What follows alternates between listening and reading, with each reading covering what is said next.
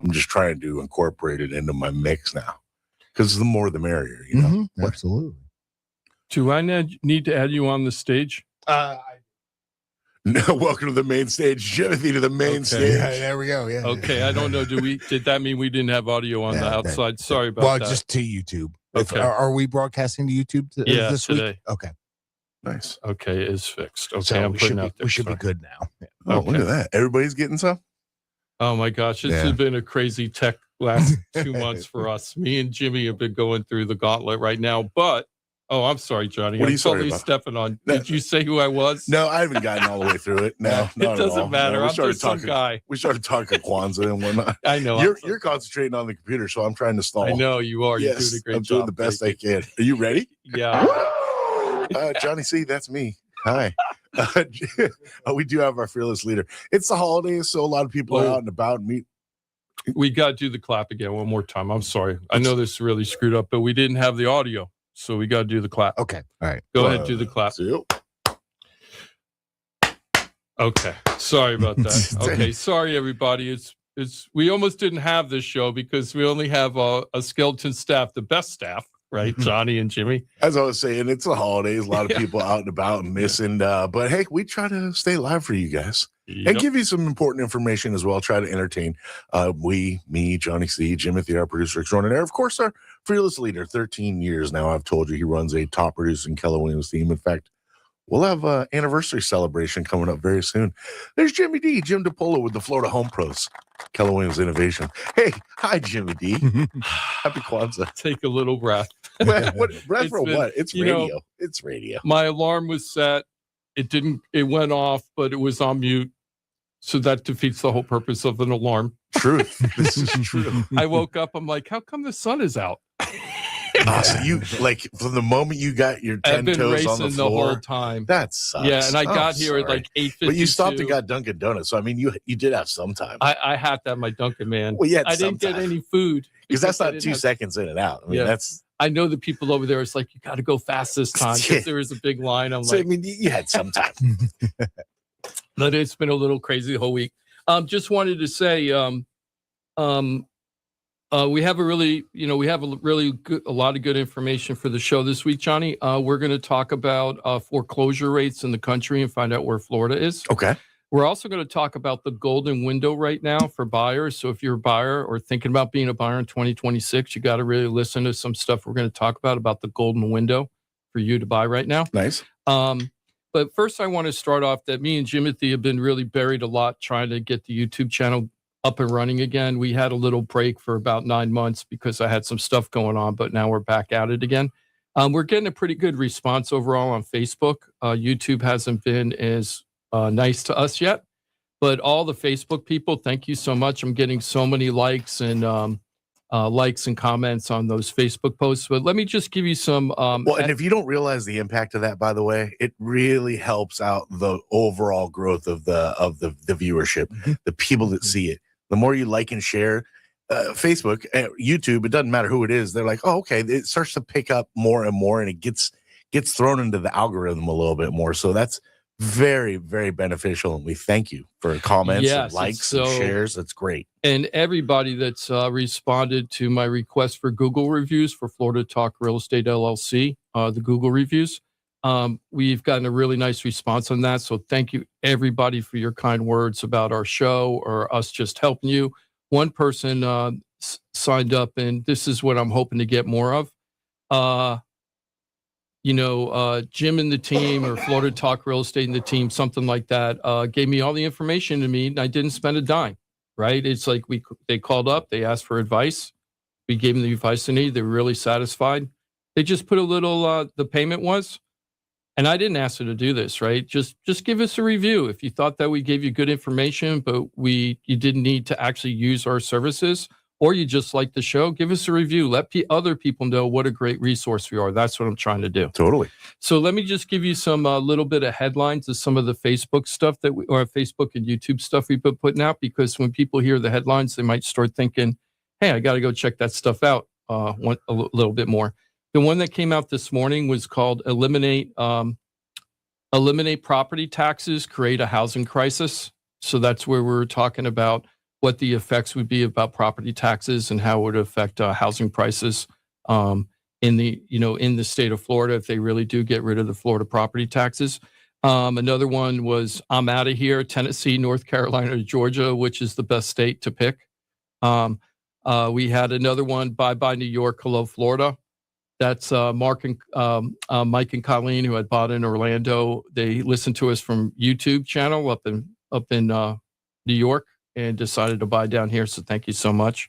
Johnny C's got the clap. The Fed cut the rate. So where's our cut? We have dozens of these just coming out. We have about one a day coming out right now. I think we're going to continue that. So even if you miss the show, you're going to be able to get these little shorties. I call them shorties. These are 90 seconds or less. We're putting out on YouTube right now what I call the middies, which are 3 minutes to 15 minutes. That isn't picking up as well right now, and I'm trying to figure out why, because we're hitting the right subjects, but it isn't being disseminated enough by YouTube to figure out what's going on, so I got to fix that. I think it's camera work. And then the other thing I wanted to mention is our podcasts, right? So we're taking this live radio show now, and we're taking out some of the commercials and stuff and tightening it up a little bit. And then we're adding chapters and timestamps. So, and then we're uploading the video. It usually takes out about 20 minutes of the 2-hour show by taking out all the cuts. So the show's shorter, but there's a lot less it's almost all meat, all protein, and that's it. No carbs, right? And then on top of it, if you just want to get to the point where it's like, I want to find out about down payment assistance program, you click the button and it takes you right to that part of the show where Mike's telling you all about down payment assistance programs in Florida. Nice. So that podcast, it'll be a really great resource for people. So start getting used to going to Florida Talk Real Estate LLC on YouTube. And everybody on Facebook, thank you for supporting us. We get a huge amount of response every time we put something on Facebook at Florida Talk Real Estate. So we're calling it podcast, but the place you consume it is on YouTube. Yes, and it's going to be a separate section called podcast. So there's going to be live, and the live shows are what we're doing right now. And the problem with that is because there's a 5-second delay on the radio. We look like I call a Godzilla movies from the 1950s, where our lips do not match what we're saying. But the podcast is going to be synced. It's going to be tightened up. It's going to have chapters and timestamps. Everything's going to be there. So if you really want to consume it, YouTube. I know that Jimmy, one of the people that works at his company where Jimmy works, besides here at here at the studio, that guy, he listens to it every week. Chris, thank you, Chris. And he said he puts it on 2-speed or 3-speed, and he just blows. Well, I think it's only 1.5, but the idea is he speeds it up enough to where it goes a little bit faster. He can still get all the information where the pitch of our voices goes up a little bit, but not too chipmunky. But it's enough to be able to get through it a little bit better, a little bit faster for him when he's driving around. Here's the thing. I hope I shouldn't say this. I'm going to say it. Next time I call Chris up to say hello, I'm going to talk 1.5 speed. Just so he's used to knowing it's me. Yeah, it'll hit his ear just right. Yeah. But a lot of people do that, especially like a Rogan, right? Where it's a long form podcast of 3 hours. Right? So people listen to it in 1.5, 2 time, and who cares if it alters the voice a little bit? You're still getting the same information. Sure. You're like, I'm in the car for an hour and a half. I got to speed this up. Yeah, exactly.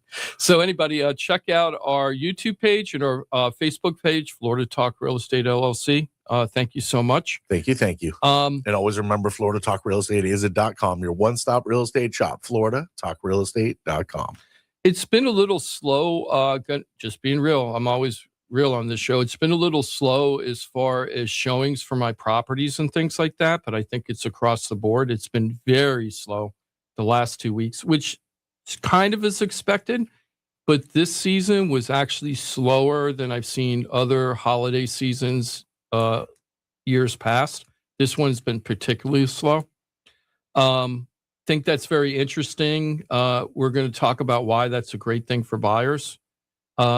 So I wanted to mention about a couple of the properties I have on the market right now, just to refresh people, let them know. I do have somebody that called on one of my properties yesterday, the Airbnb in Jupiter Beach. It doesn't have to be an Airbnb, but I call it the Airbnb in Jupiter Beach. What's unusual about this one property, it's a townhome. It's literally a half mile from Toes in the Sand. You could walk there. There's all these parks around this this townhome. It's a 3-bedroom, 3.5 bath, 2-story. It's a totally smart home. Everything in the house, pretty much, you can turn on and off by your phone wherever you are in the world, as long as you have Wi-Fi. And it's generating about $50,000 a year in income as an Airbnb right now. And it was kind of by accident. The person bought the house. The person bought the house because she wanted to live there. And then life changed in a good way. And then she decided that she was going to turn it into an Airbnb because she didn't know what to do with it. She didn't really advertise it that much. And the next thing you know, she's making $50,000 in income a year from the Airbnb. Beautiful thing. So right now, there's about 45,000. There used to be 50, but there's about 45,000 that hasn't been spent on the Airbnb yet. It's already booked. So we were figuring it out. And if somebody bought the place cash, the taxes, the insurance, and the HOA would be covered just through the Airbnb for the whole year. So for the bookings already for next year? Yeah, all the bookings are set up so you wouldn't have to pay taxes, insurance, HOA, that you just take it out of the Airbnb and live there for free, like when it's off, and just use it as your vacation home and have it covered. So there's a real opportunity there. So if anybody is interested in that, please let me know. I've had a couple of Airbnbers call so far, and they've come out and take a look at it. But the last 2 weeks, it's been dead. I got my first... Well, actually, I got 2 phone calls this week about showing a couple of my properties. I'm like, really, 2? So anyway, this year has been extremely slow for buyers. We're going to talk about what that might mean next year. The other properties I wanted to mention, now that property's on the market for $795. It's a 3-bedroom, 3.5 bath townhome. It's about 1,670 square feet under air. And it's got amenities. You can't believe the amenities all surrounding this property. You could basically walk to, if you wanted to, the Jupiter Marina Entertainment District. That's what I call it. Jupiter should steal my idea. They have all these great restaurants over there, Guanabanas, Utiki, jetties. They have fishing charter boats there. You could rent jet skis and kayaks and things like that. And what do you call the boards with the big sail on top of it? Big sail on top of it? Yeah, the thing that where you sail around, surfboard with the sail on it. What's the surfboard with sail on it? You know what? I know what you're talking about. It's almost like a glider, parachute, right? No, I'm just talking about the regular sail where you're sitting on the board and you have a little sail. Yeah, what do they call those? I can't. If Ross was here, he'd be embarrassing us right now. Damn, I haven't thought of one of those things in so long. Whatever they're called. So surfboards with the sail. You can rent all of that stuff there. Yeah, what did you say? Is it a sailboard? No, it isn't, but I don't know what it's called. I can't believe I don't remember. I don't either. Oh my God. I don't know if I ever knew. No, I know. But it's going to come out. Yeah, but anyway, that property is awesome property, $795. Walk in, get $45,000 back over the year after you buy it. Imagine buying the house and then the property just starts giving you money back after you buy it. I love that. So anyway, anybody interested in an investment property? So it's called windsurfing. Windsurfing. But it's sailboarding. Yeah. But they also call it sailboarding? Yep. I thought windsurfer. That's what I would call it, windsurfing. Then we have 2 more affordable places. And the interesting part about these places is they kind of, they're kind of 2 completely different type of lifestyles, but they're priced around the same amount. So we have a Century Village property for $149. It's a 2-bedroom, 1.5 bath. It is on the market for $149. It's a very nice unit. It's ready, turnkey ready is what I love about it. We have a call. Mm-hmm. Okay, let me just finish the one thing, caller. If you could just hold on and I'll get right to you. So we have Century Village for $149. That is a really great turnkey ready unit. So if somebody's looking for that, they're on a budget, $149 in Palm Beach County is pretty cheap. Then we've got the Carlton Court property up in Colonnades. This property is Fort Pierce. Yeah, Fort Pierce. I like calling it Hutchinson Island and South Hutchinson Island. And that is a total Florida experience up there, living up in that little enclave up there in South Hutchinson Island. This unit is a 2-bedroom, 2-bath condo. It's a waterfront community, but this building is definitely not waterfront. But all you have to do is walk across the street and go past a building, and you drop your line in the Indian River. It has tons of docks for people who want to come and bring the boats overnight. I think there are rentable docks there also. It's got an Olympic-sized swimming pool. Is that the pool that was used for the Marines or for the Navy? Navy SEALs, yeah. Yep, and that was for which they were training there for a specific campaign, right? So that if you go to the UDT Navy SEAL Museum, it explains all about their usage of that pool. Of that right pool? there, yeah. That museum's there on the island. So it used to be there used to be a military base over there, and there's tons of restaurants over there, happy hours galore, really good food. I've eaten over there a couple times. From what I hear too, the resurgence of Archie's is in full swing too. Oh, really? Yeah, because there was a lot of concern when Patty passed away and what was going to be the future of Archie's, and it looks like the new ownership is doing it very much in the mode of trying to keep Archie's spirits alive. Well, I hope they do. That's an iconic spot there on South Hutchinson. It's like a soul of the. It is the soul of the island. Yes. So if you want that Florida lifestyle, like the totally Florida lifestyle, but at an affordable cost, this unit, 2-bedroom, 2-bath, turnkey ready to go, is only $195,000, right? So if you just want that Florida lifestyle, but you don't want to spend the big bucks and everything, and you want to come back and forth from somewhere else, or you just want to live there full time, you'll make friends left and right as easy as you want to make friends out there, because it's always something to do on that island. So all those properties are great properties, all different price points, all different parts of the South Florida region. So if you're interested in any of that or some other type of property, give me a call. I'd love to talk to you. Florida Talk Real Estate on Facebook. Hit us up on, of course, the old .com, the one-stop real estate shop. That's probably the best resource. FloridaTalkRealEstate.com. We got the hotline there. You can call it 888-973-7828. 24 hours a day, 7 days a week, answered by a live body. Of course, fill out the contact sheet on Facebook. Lots of ways to get involved. When you need pros. Buying a home, selling a home, stuck with a home, don't know what to do. Anything that touches the world of real estate, we got a professional for you. FloridaTalkRealEstate.com. Of course, when we're live on a Saturday, you can always join us toll free, 877-927-6969. Who done did that, Timothy? Well, his name is Steve, and he's got a question that really probably applies more to Mike, but we'll see if we can help him out. He has a question about the Life Changer loan that's out there. Steve, welcome to Florida Talk Real Estate. Hey, how you doing? Hey, Steve, how's it going today?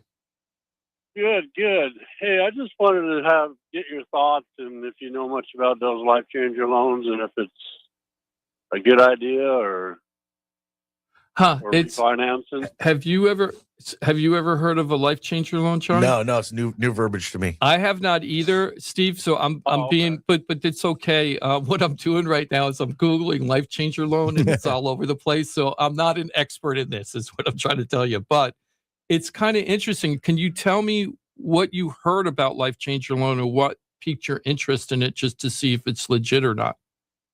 Well, what I've heard, and I've done a little bit of research on it, not a lot yet, but is it basically you get, like I'm going to refinance and you get 80% and you get an equity line of credit, basically, and it pays off your house because my house is worth a lot more than I owe. So I get 80% and then all my money goes into this, you get a bank account, and every night at midnight, I guess, all your money goes right towards principal until the end, instead of like a 30-year mortgage where you're paying interest for the first, first 20 years or something. Yeah. And my only thought is I got 2.75% interest on my house.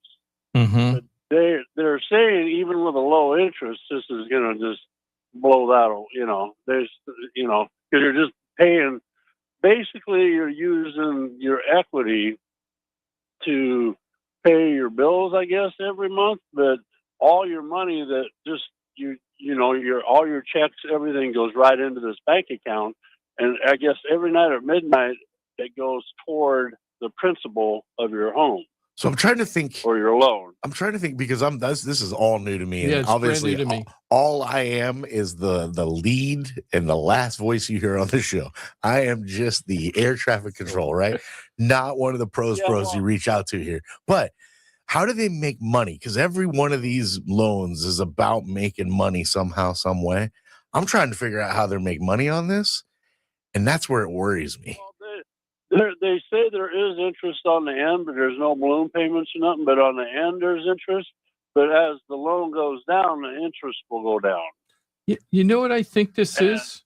You know what I think this is? And I'm not sure about this, Steve. This sounds almost like a reverse mortgage that you can pay off early. Yeah.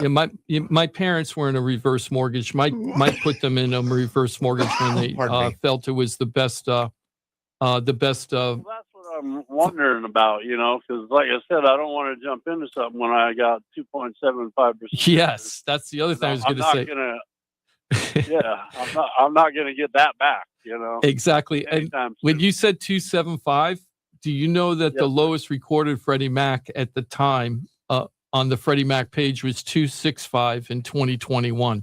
So you're 0.1 above. You're at the 0.1 above the lowest ever recorded. That's pretty cool. We're going to the end of COVID is when we bought the house because we were renting it, and it just started. It started going up and up and up in value. I'm like, we got to get this, and so we ended up getting it for a really good price. And then now everything in our neighborhood is just way above what I paid, Yeah. And plus with the interest, and I don't want to lose that, but I mean, by listening and what I've read, this life changing loan makes sense. But so this is what we could. This is it usually is. Yeah, it makes sense. This is what we could do for you, Steve, if you'd like to do this. Okay, if you give Jimothy your information, you already got it. Yep. Okay, great. We're gonna get Mike Rao from the mortgage firm. I'm gonna reach out to him on Monday. He's off today. There's some big soccer game today or something. Johnny, is there a big soccer game today? I'm not a soccer guy. I don't know what you're asking me. Yeah, for. Me neither. I didn't know. I thought you. I just thought. Oh yeah. We talked sports, soccer. I think you. Hell. I think you of everything. I think if we talked about. Oh yeah. Soccer, hockey.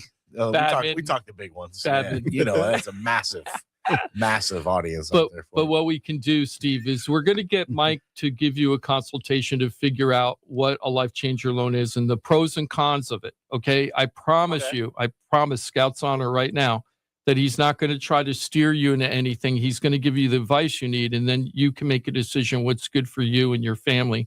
Promise you that. Yeah, okay. Perfect. That's what you really need right now, because you've got a really low interest rate on your loan. You don't want to make a mistake, as you've already mentioned, but you also are looking to the future and trying to see what's best for your long-term financial outlook to make sure if there's a way to pay off the house earlier or something that it would be good for you.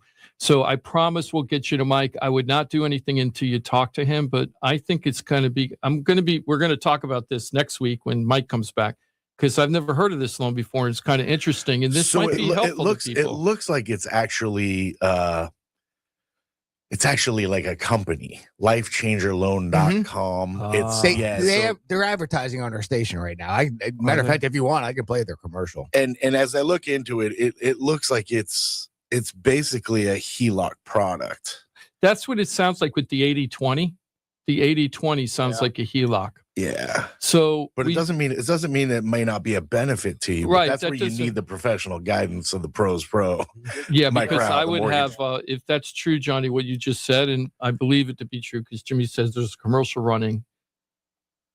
I would have my radar up about one company offering this product. It might be a great product, but you really want to make really understand everything before you make a decision. Into it, I want to.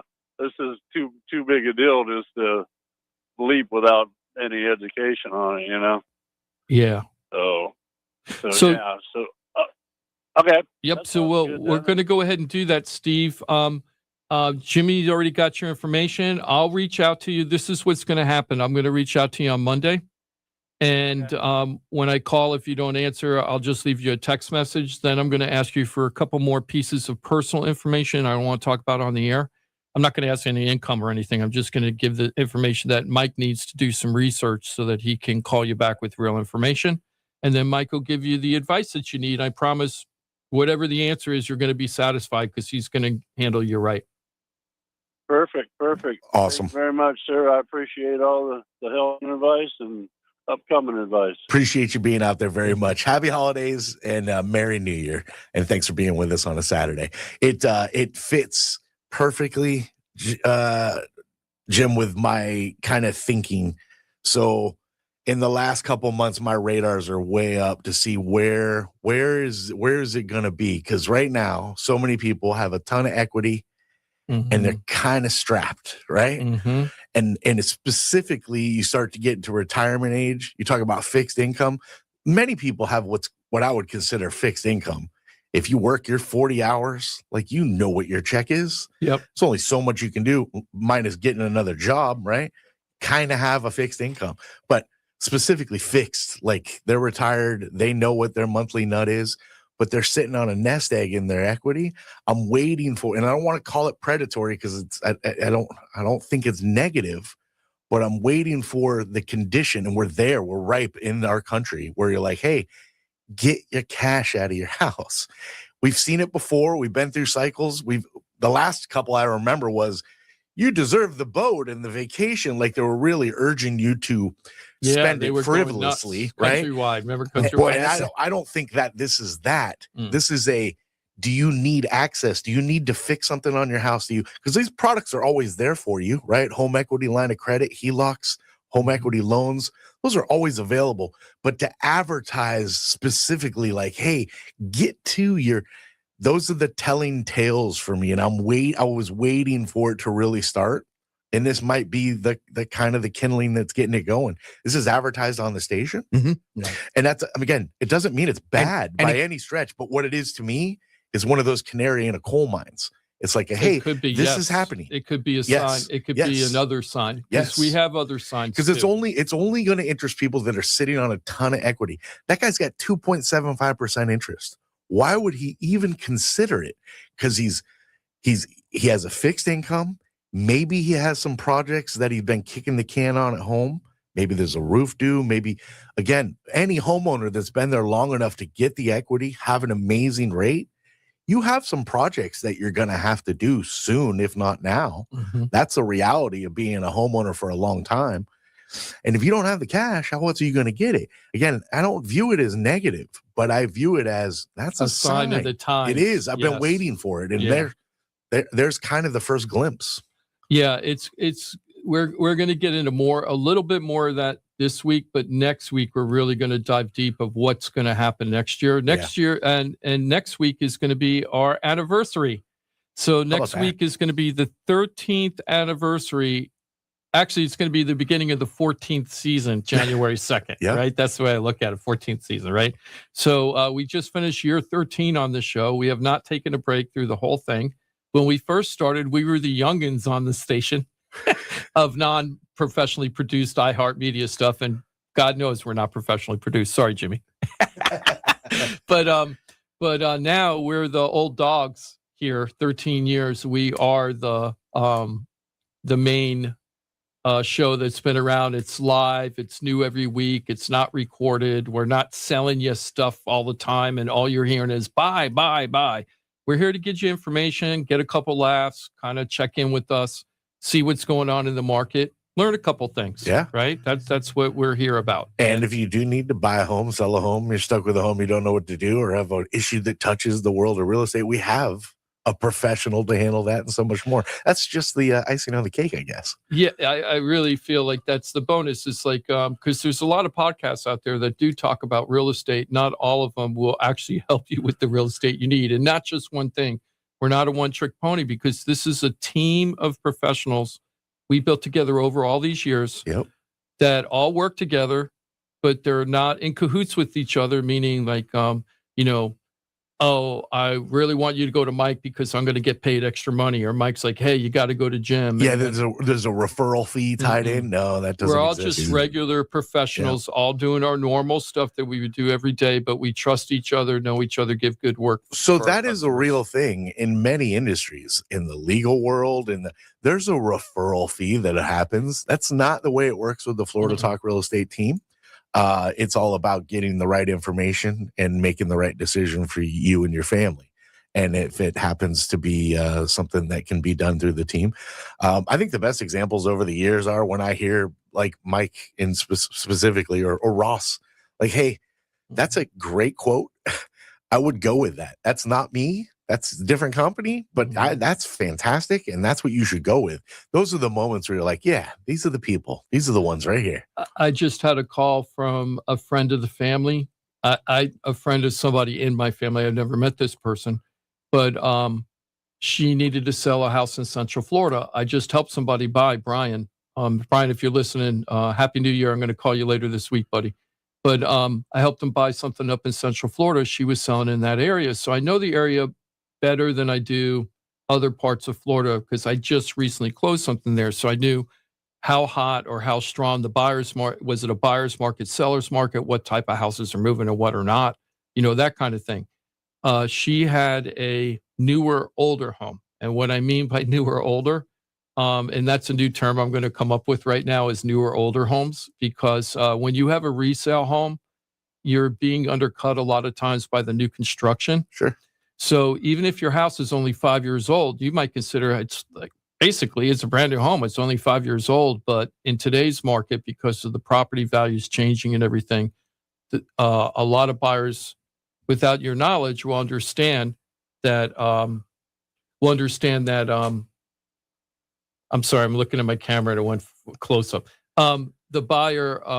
The buyers have a lot of choices out there, and you think your 5-year-old home is worth this price because you paid X for it, but then a buyer will go out and look at brand new construction never lived in and find out they could buy it cheaper, and it's really undercutting the market. I felt like she was in that position, so she said she called me about a month ago and she said, "Can you tell me what's going on with my property? Why can't I sell it?" And I gave her some advice, and then she asked me if I could be the realtor. I said, "You're under contract. I really can't do that. You have to wait till the contract ends or you cancel the contract, but that's up to you. I can't be involved in that." But I did give her a second opinion of why her house wasn't selling. And then she said, "I'm going to wait till December 31st and I'm going to hire you." Well, last week she called me up and said, "I got an offer. It wasn't what she wanted, but I felt it was a very fair offer based on my experience just being up there a month and a half ago." And I told her to take the offer. I go, "You stick with that realtor and you finish the deal and you close out. If you can get that deal closed, that's what you do." And she goes, because if I take your listing and we get that offer, I'm going to suggest you take that offer. And we might get less. Yeah. And we might get less. I can't guarantee we're going to get better than that offer. So I'm not trying to do it for me. I'm telling you your best situation. And she's been on the market 9 months. Right. She's been on the market a long time. Yeah, take that. So waiting for me until the end of the year and starting the whole thing over again, I couldn't guarantee that she would get better results. So I'm like, you should just close with that person. And that's what we do over here. And, hopefully they're in a position to make sure that thing closes. And if it doesn't, I'm always here as a safety net at the end, right? December 31st, the contract ends. But I don't want that to happen because in her situation, it would be better to get the house sold and move on. Of course. But that's the difference of what we try to do here. Well, you brought up safety net. And that's one of the things I was going to mention is I love how this team always tries to build in safety nets for whatever you're trying to do. In some situations, they just can't exist. But there's that the analogy over the years, a little waterfall situation. Like there's always got to be some contingency plans that if this can't quite happen, we're going to do this. And oftentimes it would be in situations of more distress with your home. But in any situation, you want to make sure you have a plan B and a plan C if plan A doesn't work out. And that's one of the really awesome things about going to people that are not only good at what they do, great at what they do. That's part of making you great at what you do. Preparing for the unexpected, right? Expecting the unexpected. And you see it so much. That's experience in the market, even though what's got you? I'm sorry. You just said expecting the unexpected. I thought a Kentucky Fried Movie. Oh, Have you ever heard? I know. Is that that's wild? what you thought of? That's 40-something years ago, guys. Wow. Do you remember Kentucky Fried Movie? God, no. Oh, my gosh. Anyway, there was a running gag. It was, I think, Steven Spielberg made that, or the Farrelly brothers, or the Farrelly brothers or Steven Spielberg. But anyway, he made this little short.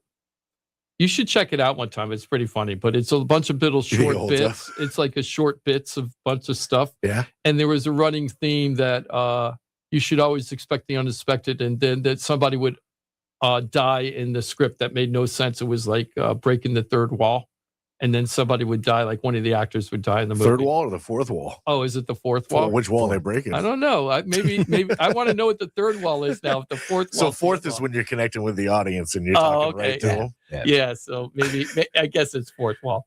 But anyway, when you said expect the unexpected, I expected an arrow to come through and shoot one of us. That's funny. That's what happened in the day. I wonder if that hit for anybody out there too. They're Anybody like, hasn't seen Kentucky Fried Movie, you got to do it. Yep, you got to check it out. FloridaTalkRealEstate.com. Get your Kentucky Fried Movie references, all that you need at FloridaTalkRealEstate.com. Hey, I got to fix this camera stuff. And Steve, thank you for giving us a call. Other people, give us a call. We're live.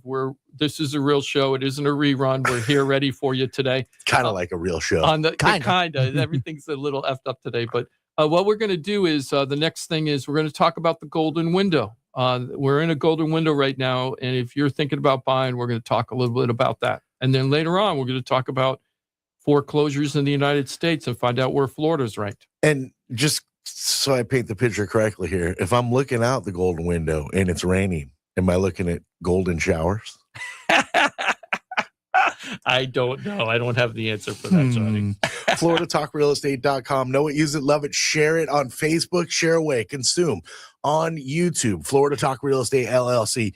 Ton of informational chunk videos. We live stream on a Saturday as well on Facebook and YouTube. Man, there's just no excuse to not consume away. Get yourself completely educated from the pros on what's going on in the real estate market in South Florida. And of course, they can touch so much more. That is the reach. Yes, touch it. No, you're gonna love the touch too. Mm-hmm. Touch. Experience the touch. Very soft, gentle touch of the pros of FloridaTalkRealEstate.com. We got a 4-minute reset. Thanks for being with us. It's the 27th of December. Happy Kwanzaa. I hope your holidays are going phenomenally. Merry New Year. We're back in 4 minutes. Florida Talk Real Estate right here on Real Radio. Here's what's happening with the weather on Real Radio. The bad news, the brain isn't all that great at hearing stuff and remembering it. The good news, you can watch us too. Like and follow us on Facebook, Instagram, and Twitter at Real Radio 92.1. I'm CBS 12 meteorologist Charlotte Carl. Conditions remain beautiful for the rest of your Saturday. We have a few more degrees to climb before we hit our afternoon highs in the upper 70s and lower 80s. And then we're expecting a nice sunny afternoon. Now overnight, we see another nice cool down, dropping us back down into the 50s and 60s. This report is sponsored by Indeed.com. Indeed Sponsored Jobs gives your job posting a turbo boost. Match with the candidates you're looking for, making your hiring simple. Visit Indeed.com/credit. Again, that's Indeed.com/credit. Hey, it's your boy Johnny C here, host of Florida Talk Real Estate. They're tops when it comes to helping people buy and sell houses. But Florida Talk Real Estate is so much more than that. For 5 years, I've watched these guys help thousands of our listeners with any real estate need. They couldn't do it without their sponsors, who are experts in their fields. Check it out. Jim DePola, powered by Keller Williams Realty. Their team specializes in helping people sell their house for top dollar, and buyers get great deals on the purchase of their home. That's what they did for me and my family, and I couldn't be happier that I hired them for my real estate transaction. Mike Rao from the mortgage firm is one of our favorite guests on the show, and he is the mortgage guy. Whether you're looking for a refi or a mortgage to purchase a new home, Mike Rao will get you the answers you need. The mortgage firm is licensed to do loans in Florida, Alabama, Tennessee, and Georgia, and they have local offices that cover all of South Florida. So if you're thinking about a refi or a new mortgage, go to the mortgage guy, Mike Rao, and find out what he can do for you. The Mortgage Firm, Inc., NMLS 189233, Florida license MLD 78, equal housing lender. The law office of Paul A. Krasker has been specializing in real estate law for nearly 25 years and has the professional team you need. Upside down with your house, Paul's team can help you conduct short sales, loan modifications, even if you're behind on payments. They also help you with foreclosure defense and bankruptcy. They can even help you get a student loan modification and repair your credit to get the score you need. Paul's full-service team has helped thousands of our listeners, and they can help you too. Trident Title LLC is the largest privately owned title company in Florida. When you need a title company to complete a refi, home purchase, or sale, Trident Title has got you covered. Not only do they offer competitive pricing, Trident Title has attorneys on staff to make sure if you have bumps in the road declaring title that you can get the job done. Beware, not all title companies in Florida have attorneys on staff. Trident Title does and complies with all the new federal regulations released last year. Ross Camaronets, owner of Brightway Insurance, has been helping our listeners get great rates on homeowners insurance plans. Haven't checked your homeowners insurance policy in a while? This is a great way to help reduce your monthly mortgage payment. Ross can also help with renters and auto insurance. Ross is only a phone call away and can usually get the answers you need same day. Call Ross today at 561-425-6228 or drop by his office at 873 Donald Ross Road in Juno Beach. So now you know why I'm happy to be part of the Florida Talk Real Estate Show, the longest running real estate show in Florida. And all these sponsors are just a phone call or a click away. Just call 888-973-7828. That's 888-973-7828. Or go to floridatalkrealestate.com. That's floridatalkrealestate.com. And don't forget to use the most accurate search engine to find your new home or ask for a free home valuation because floridatalkrealestate.com has you covered. That's floridatalkrealestate.com. You're listening to Real Radio 92.1, and we are an iHeart radio station.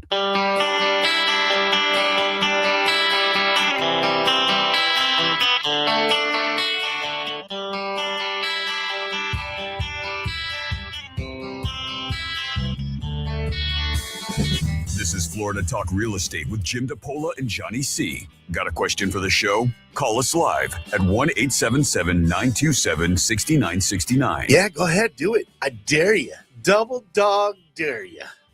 877-927-6969. Yes, I've seen a few Christmas movies in the last couple weeks.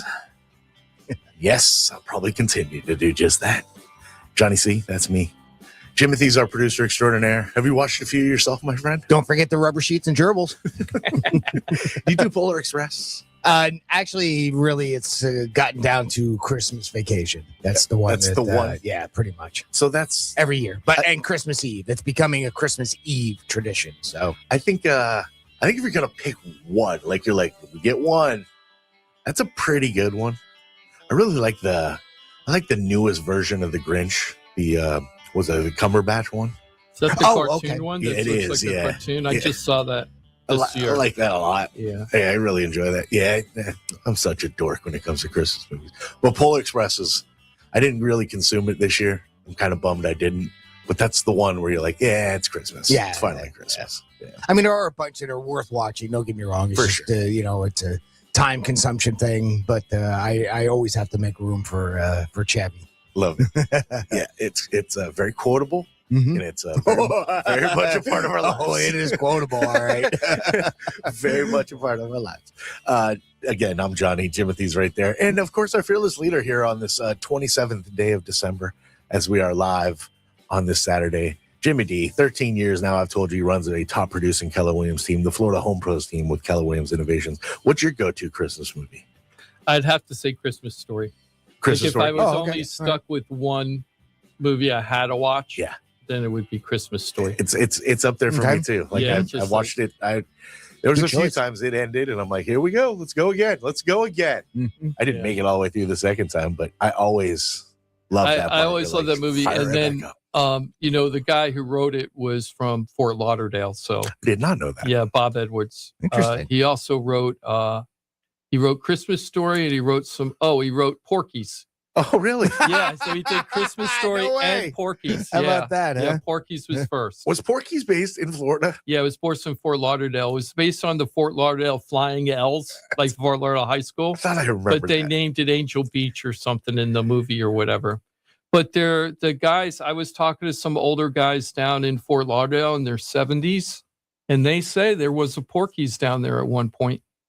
They're no saying way. that I believe it that there 100%. really was something out in the Everglades that was a Porky's type of place. So I remember as a kid watching Porky's. I remember as a kid falling in love with Porky's, right? For all the right reasons, right? And then the follow-up, of course, yes. Yeah. And then I remember moving to Florida, and I remember going, that was like a documentary. Like that really happened, I'm pretty sure. Like all the way, like maybe down to some of the details. I'm pretty sure that really happened. Well, my wrestling coach and the football coaches at our high school were all actual real life classmates of Bob Edwards, and they all played football together. But he changed it in the script to be a basketball team. Okay. So he changed things around. Yeah, a little bit. And I remember my coach. But I bet you some of the names stuck. I bet you there was like a meat. I bet you there was a meat. There was a meat. It was a meat. Or a meat head. Meat was Coach Gordon. I knew Meat. Meat was my wrestling coach. That's hilarious. And he was pretty mad when that movie came out because I was just graduating when the movie came out. And if this is too dated for some of you, that's an easy you got to pick it up. You got to watch it once. It's classic. If you like raunchy stuff, it's classic. It's a funny. It's a high school raunchy. Oh, total kind of raunchy. Yeah, yes. But anyway, it was based. It was based in a Fort Lauderdale theme and everything. Porky's, But Christmas Story was. If I had to be stuck and I had to watch one every single year, I couldn't watch anything else. It would be Christmas Story. I like a lot of them, but I like I love Christmas Vacation. I'm more of a Las Vegas Vacation guy, but I like Christmas Vacation too. I like the characters better in Las Vegas Vacation. Elaine in that other one, Julia Louis-Dreyfus and the other guy that was the SNL guy. Yeah. I didn't really like those characters that much for some reason. No. Why is the carpet wet, Todd? I don't know, Margo. Talk about quotable. And it's also one of those movies that for some reason, every time I watch it, there is something new or something I didn't really notice or pick up on so much. And you pick up on it. And then my brother loves the movie too. So we'll go back. We'll have a phone conversation and all we're doing is quote. All right. It can be like that for a length of time. And he was telling me a story this year when we were chatting that there was a scene cut out that I wonder how good it would have been or how bad it would have been, right? So you can just think about it. So when they're going to get the tree in the very, very beginning, right? They're going out and they got it. And then there's the line, did you bring a saw? And then that's where they played a boom, the drum, like, I screwed up. And then the next scene is them driving with it. Well, apparently there's about a 1 minute bit that they cut out of there that had Red Fox sitting in a rocking chair, and Chevy goes back and says, do you have a saw or something like that type thing. And I wonder how good that would have been. Red Fox is, you want to talk about a funny mother effer, right? He is good. So I can imagine what kind of a line he would have delivered, and it's almost a shame. So it makes you really want to go and see some of those scenes that have been cut out of movies. I mean, how many times have we seen that? Even in what was the Cannonball Run, right? They made it famous for having the outtakes at the end, right? And you get to see some of the things that really didn't end up in the movie, and I love those things. I love documentaries about movies where scenes have been cut. That was behind the scene director cuts would be awesome. But maybe, just maybe, they don't give it to us because maybe it's not as awesome behind the scenes as we think. Could be. Yeah. But I would think it would be a hoot. I would think. Sure. Exactly. Let's face it, most of the time it's time restriction. Yeah. Otherwise you'll have an 8-hour movie, right? Yeah. Mm-hmm. Yep. I think we're getting a call, so I don't want to get it right into the section, but in a second, we're going to be talking about the golden window. And what that means is that this might be the perfect time. If you've been thinking about buying, this might be the perfect time. And we're going to get into all that. Jimmy, are we taking the call or are we going to go? I know there was nobody there. Oh, okay. I'm sorry. Just want to make sure. Right. So let's talk about the golden window. So what is the golden window and what national real estate economists are saying is that late December, early January might be the best time to buy in the last 2 years is what the national economists are saying. Whoa. And the reason why they're saying that is that the next 30 to 40 days might be the best chance to get a deal before the 2026 rebound. Okay. And rebound. Yeah, so they're thinking, and we're going to get into that next week, Johnny. So I don't want to spill all the beans about that because I really want to hear your opinions on this because I think I agree with you. But the national economists right now are saying that they're at least national economists and realtor economists, like economists that just follow the real estate market, they're expecting that this year, 2026, is going to be the year that the real estate market wakes up and perks up again.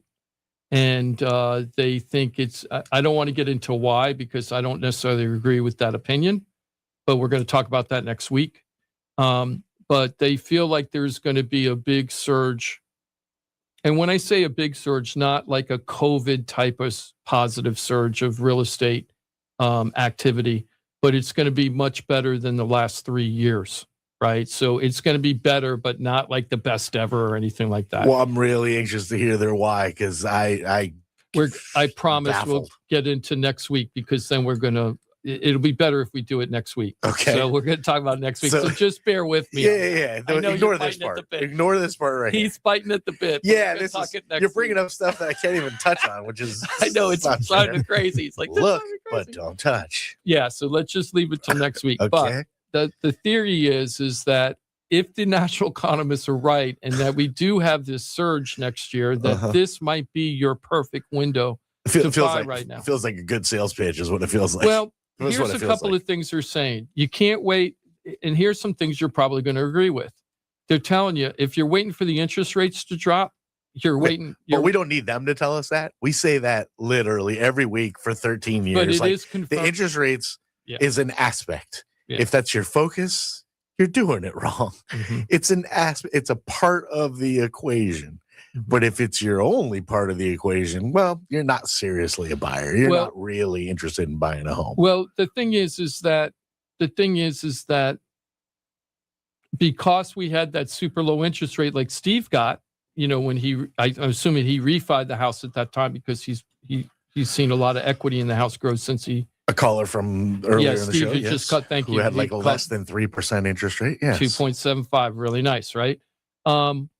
Those people, they had the super low interest rate, and then they saw their value of their home increase dramatically. When that guy Steve was talking, what I was thinking in my head right away was 2022 and 2023. He probably saw between 30 and 40% increase in assessed value for taxes for both those years. 30-something% or more for both years, because I've seen that trend a lot. 22, 23, that's what we saw. 24, 25 slowed down a lot. So between the low interest rates and then the prices being high, people thought that when the prices got high, that they were going to see a drop in the interest rates, but that did not happen. And we've been so steady since September. We've been between 6 and 6.5%. And even 6.5%, I'm pushing it a little high, right? It's really more like 6.3-something%. But we've been between 6 and 6.5%. Which is amazing. So from September all the way until today. Yeah. The interest rates this week on Thursday, they came and dropped 0.03. We're at 6.18 right now, 6.18. Over the last 30 years, that's definitely, it's not a low interest rate, but it's definitely not a high interest rate. It's kind of like on the lower. I consider it a low interest rate. Well, the reason why I'm not saying that anymore, Johnny, when we used to do the 40-year, the average interest rate was between 7 and 9%. But because we had those low interest rates for so long, that it's actually kind of skewed those numbers. And now I'm looking at the 30-year track because I feel like the 1980s and stuff doesn't really work with today's economy where you had 17% interest and stuff. It just isn't part of this economy right now. So I'm doing the 30-year. And 30-year, it's probably instead of 7 and 9, it's probably 6 to high 7s is probably that group. So we're at the lower end of a normal interest rate right now for what I see. So if you're waiting for the interest rates to drop, I'm going to tell you why they're going to drop, guys. The only reason why they're going to drop is because we have another national economic crisis. And I'm going to tell you what it's probably going to be. If we do have a drop, I'm not saying we will, but if we do, it's all about employment. Mm-hmm. It's all about employment. And it was so nice. I saw a national economist just a couple of days ago I can't remember the guy's name, where I read this story and I'm like, I agree with you. Everything you're saying right now, I agree with you, because he said it's all about the unemployment rate. The rest of the economy's been cooking along kind of at a steady rate. Consumer confidence, while it's gone up and down, it's still very strong for spending, or consumer spending still strong. It's hard to shake our confidence in spending. It's like we are the worst spenders ever, right? We are the consumers of the world. That's what we do. Mm-hmm. It is hard to shake our confidence in consumer spending. That is a really daunting task. You really have to do some really screwed up stuff in order to make it, and we've gone through that. We've seen it happen a couple of times. But we're resilient when it comes to spending. So until we start seeing that the unemployment, and right now this economist was talking about how unemployment, even though that we had a great GDP, like the last GDP that just came out was 4.3%, that made my mouth drop to the floor. My jaw dropped to the floor, not just drop, but all the way to the floor. It makes no sense. I just don't see it. It makes no sense. Those numbers you talk about foggy. I think it's AI. Makes no sense. I think it's all about money being thrown in the stock market for AI. I think AI is. But you look at what we bring in versus what we send out. You're like, how do we get our GDP number to where it's at?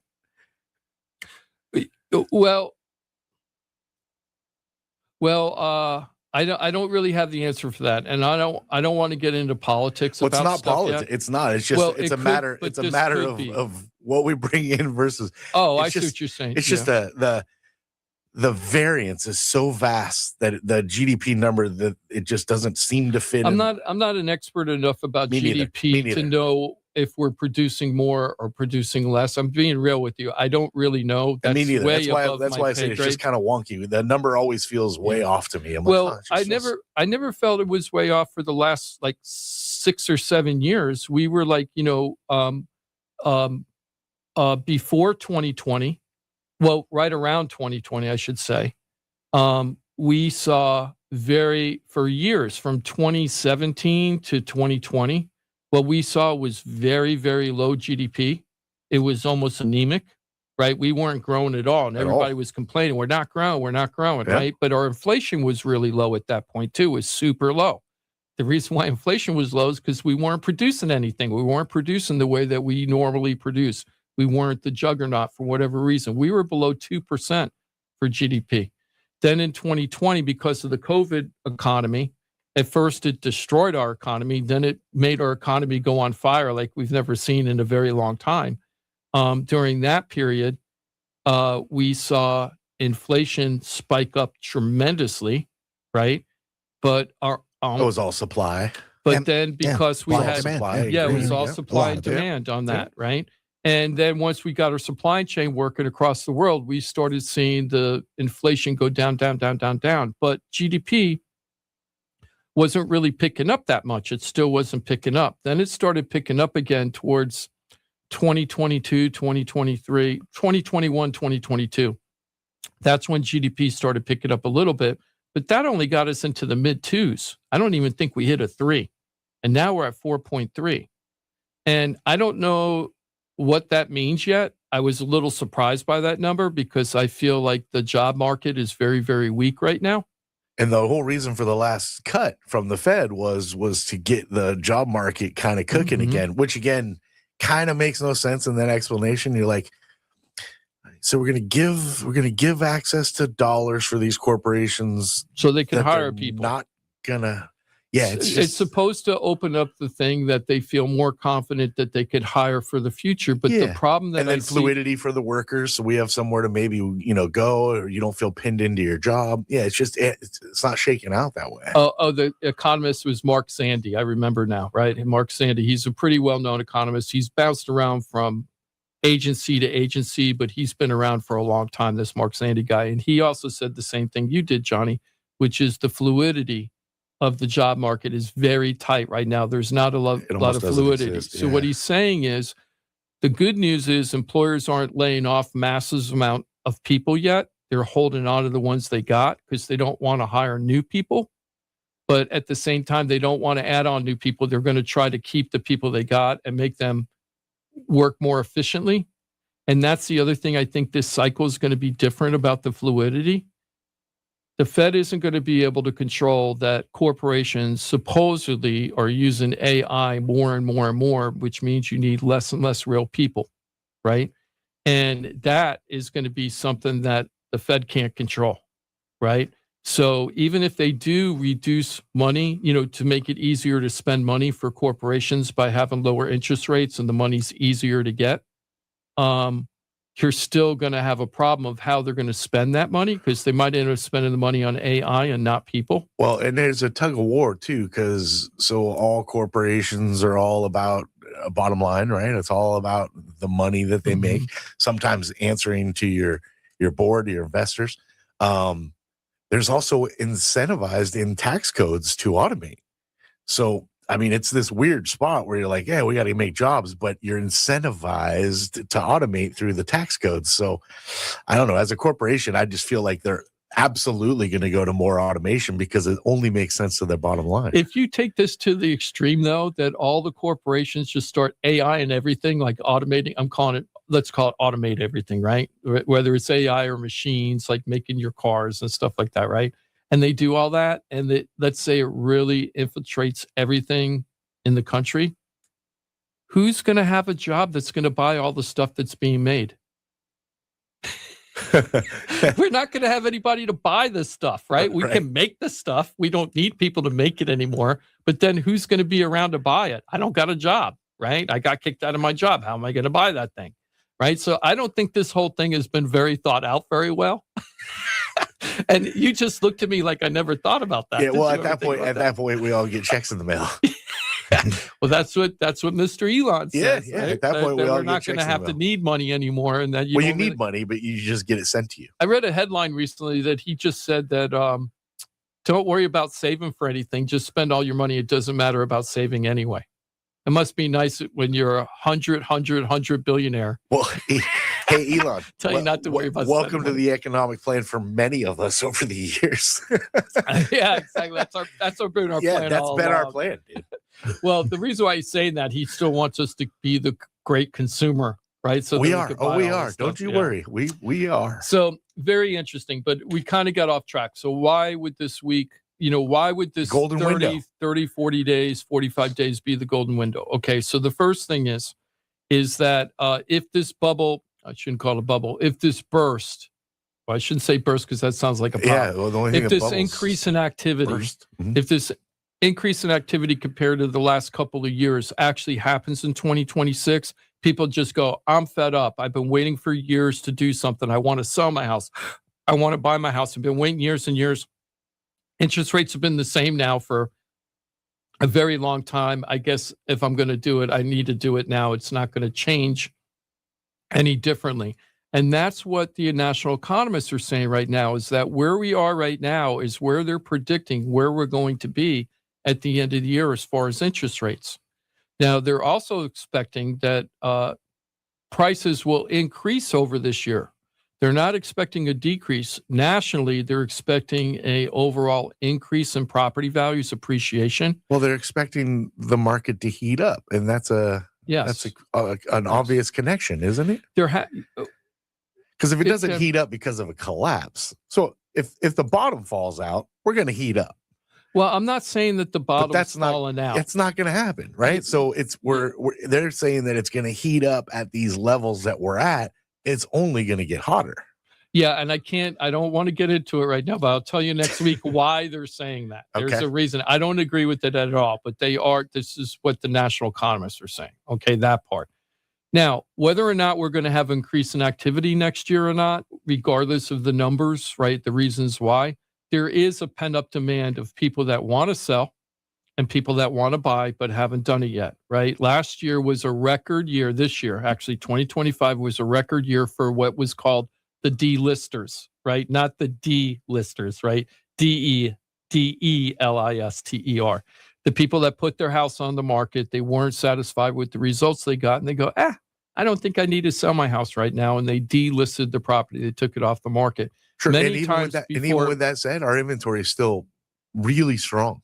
Yes, we have about Yes. 5.5, between just a little under 6 months of inventory almost everywhere across the southeastern Florida, all the way up to Indian River. That's why I can't wait to hear the details as to why they think things are Next week, John. Because there's so much not really going to change, except for, I guess, in their perspective, is people are just going to finally hit the end of their rope. Mm-mm. I can't They're wait to hear what their predicting this reason is. one thing to happen that's going to change everything, and I don't see it coming. Oh, man. I know. Next week, guys. Next week. Our anniversary week. That's what you can talk about. So here's the thing. The next 30 days might be, if you're thinking about buying in 2026, this next 30 to 45 days may be the time for you to actually do it now. And let me give you a couple of things. Inventory is still pretty high, as Johnny just talked about. We have about 5 months of inventory or more throughout the southeastern part of Florida. And 5 months is not really normally a seller's market. It's like a weak seller's market, not a strong seller's market. But because of the craziness with the interest rates and lack of activity for the buyers for the last several years, 5 months of inventory is a pretty strong buyer's market right now. You can get deals out there if you do it correctly. We've talked about it for quite some time, about how you can get concessions. If you're negotiating well, you can do well as a buyer. Yes, and think about all the opportunities you have. First of all, if you're buying new construction, the builders are giving out so many discounts right now to get you to buy their houses. I know not everybody, I know a lot of people listening right now are like, new construction, that's on fire. I just see everybody building. It's not happening, guys. You might see stuff that started building, they're not finishing it, or they're finishing what they started, but they're not starting new stuff in most communities. Most of these communities that are being built, planned communities, they're stopping on the construction for the rest of the community till the market gets stronger. Okay, so the builder incentives are really, really good out there right now. Okay, that's one of the things. The second thing is you have a lot of inventory for the resale. So if you want a resale house, I was just talking to somebody last week. They're moving from Central Florida and coming back down here, and they want a certain price point, and they're looking for a certain type of house. I'm like, you're probably not going to get that at the price point in Palm Beach County right now. Yeah. But we can still get you a deal. I don't know if we can get you that kind of deal. And I explained how we would go finding the deal in the type of property she's looking for, right? And if you have the right plan, you can go in there and you can find the sellers that are really motivated, not the future delisters that are unmotivated, that have their house on the market. They're really not going to sell it.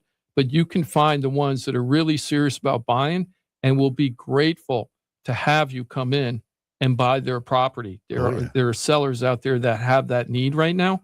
So that's another reason why you need to start doing it right now. Another thing is the down payment assistance program. Mike said that if you're a Hometown Heroes candidate for the down payment assistance, there was still like $15 million left in the account, which is unheard of in December to have Hometown Heroes money left over at the end of the year. But there was, as of 2 weeks ago, there was $15 million left. I'm pretty sure there's still money there. That's a ton of money. So there's money there, and you can get up to $35,000 to help you buy a house. If you can't get that program because you're not the right profession or something, you could still get at least $10,000 from the state, guaranteed, as long as you're a first-time home buyer. Yep. Right? First-time home buyer means you haven't owned a house in 3 years, not that you haven't owned a house ever. Okay? So there's great down payment assistance programs that haven't been gobbled up yet.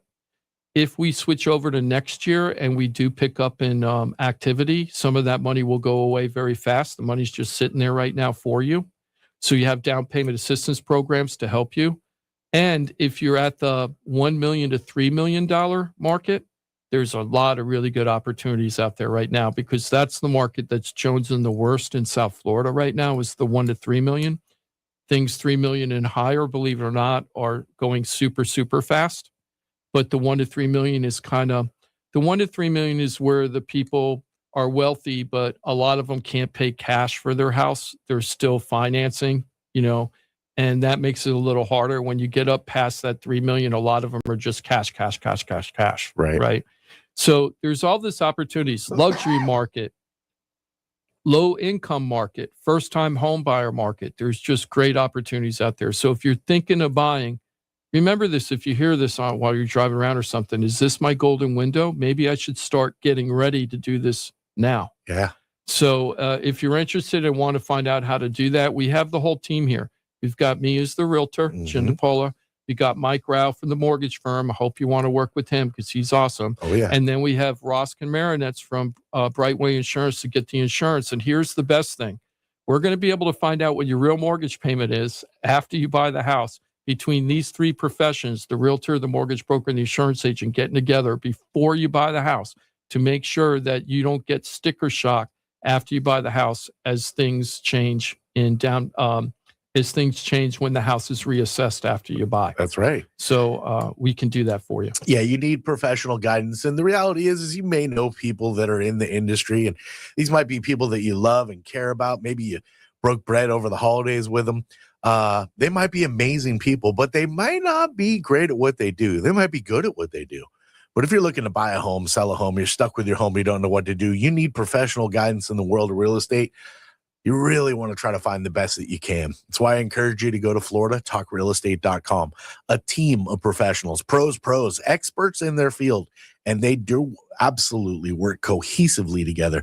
Get all the information that's needed so you can make the right decision for you and your family. FloridaTalkRealEstate.com. Know it, use it, love it, share it on Facebook and YouTube. Consume away, share. You can change lives, including your very own, with the pros of FloridaTalkRealEstate.com. Thank you, Johnny. Let's go ahead and take a break, Jimmy. I know we're not breaking right at 10 o'clock. Right. Let's just go ahead and take the break. The whole day's been a little off for me by about 15 minutes. I woke up 15 minutes late, and then I just kept being late on everything right now. So we're going to take a break. On the flip side, we're going to talk about, I read a headline that said that Florida is number 1 in foreclosures in the country. Huh. Now, not that we haven't been number 1 in that many times before, but it's kind of interesting that they're saying Florida is number 1 in foreclosures. So I did a little checking. Is it true? What does that mean? Yeah. And is it true? Is it, though? I don't know. We're going to find out on the flip. All right. Is this fake news? Might be. Fake news. We got lots to get into. Still plenty of time remaining on this Saturday. It's the 27th of December. If you'd like to be a part of the program, don't be shy. Dial in 877-927-6969. And of course, if you're not comfortable on the radio, believe me, I understand. Always remember FloridaTalkRealEstate.com. I told you we're on Facebook and YouTube as well. Consume away. Hit that share button. You really can change lives, including your very own, with the pros of Florida. TalkRealEstate.com. It's a 4-minute reset. We get back at it. Thanks for being with us every Saturday. Florida Talk Real Estate right here on Real Radio. We're everywhere you need to be. I've been everywhere, man. Tell your smart device to play Real Radio 92.1 on iHeartRadio. Here's the latest with weather on Real Radio.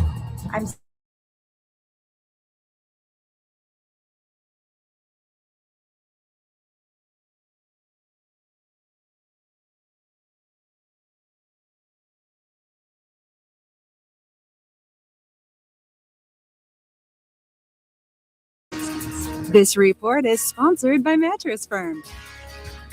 The once-a-year sale and clearance is here. Upgrade today with Mattress Firm's quality selection of top brands. Let their sleep experts find the perfect bed to help transform your nights. They make sleep easy. Hey, it's your boy Johnny C here, host of Florida Talk Real Estate. They're tops when it comes to helping people buy and sell houses. But Florida Talk Real that for 5 years, I've watched these guys help thousands of our listeners with any real estate need. They couldn't do it without their sponsors, who are experts in their fields. Check it out. Jim DePaula, powered by Keller Williams Realty. Their team specializes in helping people sell their house for top dollar, and buyers get great deals on the purchase of their home. That's what they did for me and my family, and I couldn't be happier that I hired them for my real estate transaction.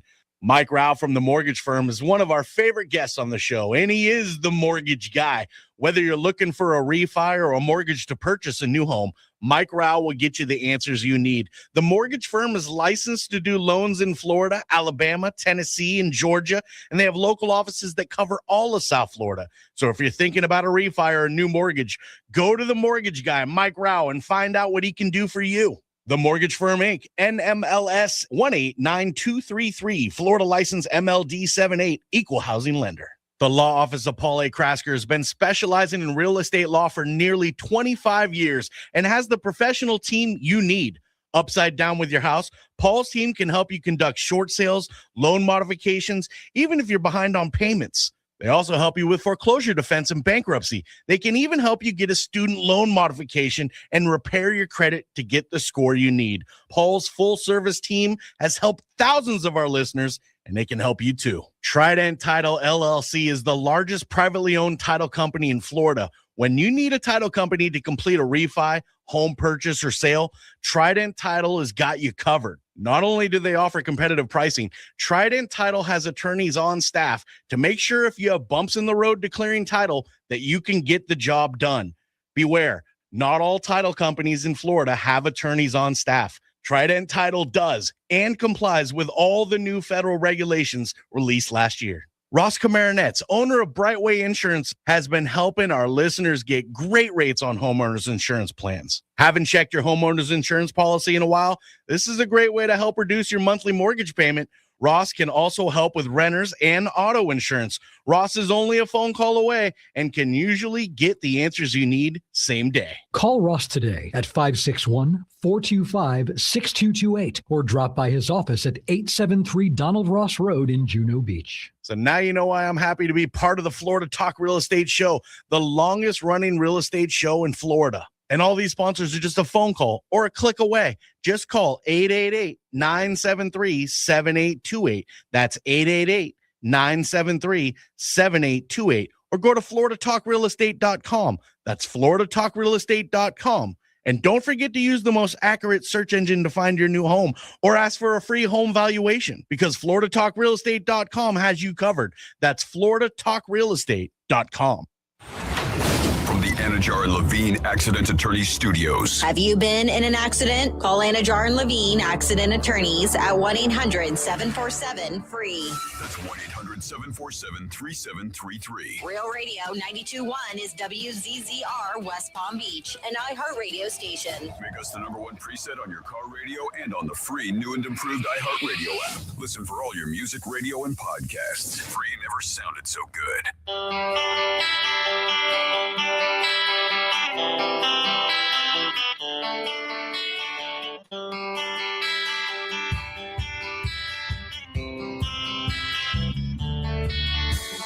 This is Florida Talk Real Estate with Jim DePola and Johnny C. Got a question for the show? Call us live at 1-877-927-6969. Yep, that's it. 877-927-6969. Still plenty of time remaining. Almost 40 full minutes on this Saturday, 27th of December. Johnny C is me. Jimothy's our producer extraordinaire. What's up, my dude? Hello, and good morning. Good morning. And our fearless leader here on this Saturday, 13 years now, I've told you he runs a top-producing Keller Williams team. That's the Florida Home Pros team with Keller Williams Innovations. Jimmy D, it's Jim DePola. How you be? I'm doing good. I don't know about holding the fort together or anything. I don't feel like I'm doing that at all today. That's all propped up. It's good. Yeah. Hey, we're going to get into foreclosures in Florida. How many years have we been talking about, Johnny? When I say we, talking about other people telling us, oh, the market's going to crash. The market's going to crash. The market's going to crash. I've been hearing that since like 2016, right? It's like it's going to crash. Now, we did have a crash in 2020, right? Because everything just stopped for 9 months, right? From January until like September 2020. And then everything woke up. Everybody's like, hey, I don't got to live here anymore. I can work wherever I want. My boss will let me go anywhere. And then all of a sudden, the market just blew up. It went insane. Yeah, it went totally nuts. So we've been following this now for a couple of years. And at one point, we were in the mid-60s for amount of active properties on the MLS. So I wanted to show you a couple of things. So right now, we have 57,102 properties. I'm live on the MLS right now. 57,102 properties on the MLS right now. That's about like 8,000 less than what we had as the high as we've gone through that. So 8,000 on 60. So that's like a 12% decrease in properties that were at the peak for sale. So either took their listing down, sold, closed, expired, canceled listing, yep. Expired, cancel, temporarily off the market. All those things could take things off the active. Sure. Okay. They all could have sold and come off the active too. They could have been 100% sale, but that isn't like real life. Right. But 57,000. So let's take a look and find out how many foreclosures we have out of those 50,000 properties for sale. So out of those 57,000, wow, it's gone up 739. So 739. Remember that number. And then how many short sales do we have? Now, just for people, what's the difference between a foreclosure and a short sale? A foreclosure is when the bank has taken the house back in a legal lawsuit, has taken the house back and now owns the property and is putting it back on the market to sell it as a bank-owned property, okay? Now, a short sale is where the owner still owns it. They owe less than what is owed. They owe more than what is, the property is worth less than what is owed on the property, right? So they might owe a $500,000 mortgage and it's only worth $400,000, right?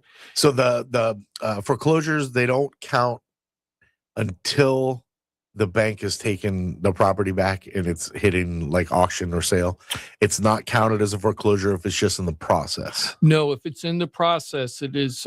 If it's just in the process, it's called pre-foreclosure. Gotcha. Right now, that's why in real estate they don't call foreclosures.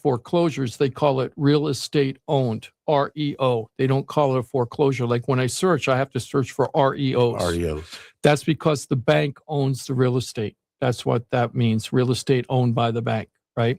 Then you have the short sales where it's owned by the seller. The seller's taking a loss on the house and they're trying to get the bank to let them walk away from the difference that they can't come up with. Now, out of that, we had 739 foreclosures for sale. We have 269 short sales for sale. So that comes out to what's 239 minus 739 real quick. 239 minus what? 239 plus 739. 739. That's 978 divided by 57,102. We have 0.17% foreclosure and short sale market right now. When we started doing this about a year and a half ago, we were under 0.5%. A normal market is 1 to 3%. So remember when we were saying we're at 0.5? I was like, even if we tripled, we're still at the low end of the normal range, yeah, which is exactly where we are, right in the middle of the normal range, basically 2%, 1.7%. So at that point, we just in a normal foreclosure market. What does that mean, a normal foreclosure market? That means life happens. No matter if you're in a good market or a bad market, historically, 1 to 3% of the properties that are active on the market are normally foreclosures and short sales because life happens. People get divorces. People have health issues. People pass, right? All of this, they lose their job and can't get a new job. All of those things could happen. And that's why people's houses turn into short sales and foreclosures in a normal market. This is not an abnormal market right now. This is a normal market. We're not seeing a rash of properties going on the market as a short sale or foreclosures or bank owned because the owners lost their job and they don't know how to make their money or anything. It's a very normal market right now. However, the reason why I did all this research yesterday about this was because I started reading headlines a couple of days ago saying that Florida is number one in foreclosures throughout the whole country. And they were saying that we had 1 out of every 1,800 homes in Florida are in some type of foreclosure. Now, this doesn't include short sales. They're saying only foreclosures, right? So if we had 1 out of every 1,800, 739 divided by 57,102. That only comes out to like 1 out of every 1,200 homes, right? Is in foreclosure, not at 1,800. So it's actually worse than the numbers indicate. Well, I know, but the thing is that they're saying it isn't everywhere. So our market might be a little better than some of the other markets. So what they're saying is this is a report coming from ATTOM, ATTOM, which is a data think tank about real estate market. And they're saying that we're the top spot in volume, that we have more foreclosure starts than any other part of the country right now. Now that's different. Okay, a foreclosure start means that the bank has said, hey, you haven't made your payment for at least 3 months, because that's the law in Florida. You have to miss 3 payments before you can be foreclosed on. But you've missed at least 3 payments, and now we're going to start the foreclosure process. That's called a lis pendens, PEDENS. And when that happens, the bank is trying to take the house, but you still own it, right? So that's just called a foreclosure start. In the whole state of Florida, there were 4,100 starts. And at that point, you get current, you're out of list pendants. Yes, if you make the money, if you pay all the money back plus the late fees and the garbage fees they charge you and everything, then you're not in foreclosure anymore. As long as you pay the money back, you're current. You're current. During that foreclosure process, if they actually take the house away from you, then you don't own that house anymore and you can't take it back. In Georgia, you can. You have a year to redeem the property after you lose it to foreclosure. That's why a lot of people don't do foreclosure deals in Georgia, because they're very complicated. Yeah. You could buy the house, fix it up, make it everything. And if the person comes back within the year, they could just buy the house. They could pay it off and get the house. So you don't want to do that. Wow, that's pretty crazy. Weird, yeah, it's right? called a redemption period. So if the bank puts it in foreclosure, they sell it to you. Let's say to you. Somebody can come back. I could see if it was still in limbo, right? And the bank still owned it.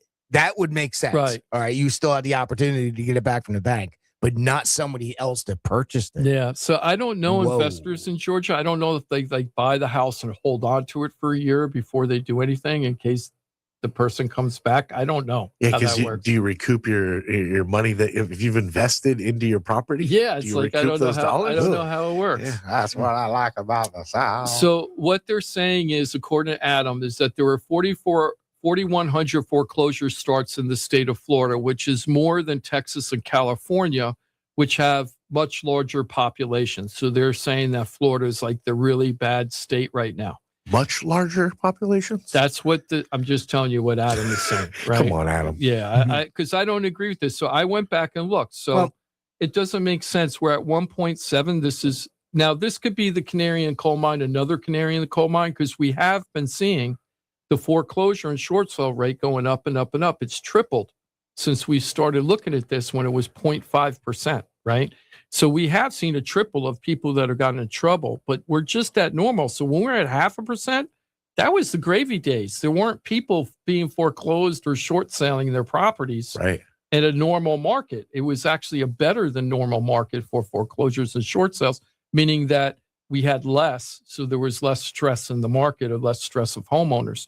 But now that seems to be ticking up. It's like, are we in the pot? Are we in the pot of water that the things turned, the heaters turned on and we just don't know that we're going to start boiling soon? Or is this just like normal market? We don't know yet. So we're still in the flip coin. So here's a couple other things I looked at. Can I just real quick? So as we're sliding into a normal market as far as inventory, right? And we've been sliding into that for quite some time now.